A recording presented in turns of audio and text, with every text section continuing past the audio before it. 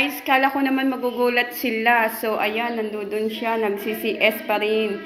Yung nag-aalaga sa bata.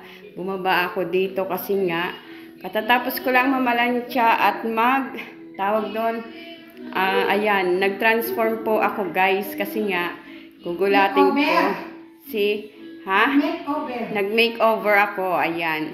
So, sabi nung aking, sabi nun, yun, maputi daw ang aking mukha. Pero, doon sa aking kwarto kasi, madilaw po guys ang aking ilaw. So, ngayon, nung naandito ako, aba, ay sobrang puti pala. Nag-makeover nga siya. Ayan, yung batang makulit, oh, hindi pa inaantok. O, diba? Ayan, guys. So, wala akong magawa kanina, kaya nag-makeup ako. O, nag-passionate pa. O, diba guys? Kaya yan, hanggang dito na lang aking vlog. See you next vlog. Bye-bye!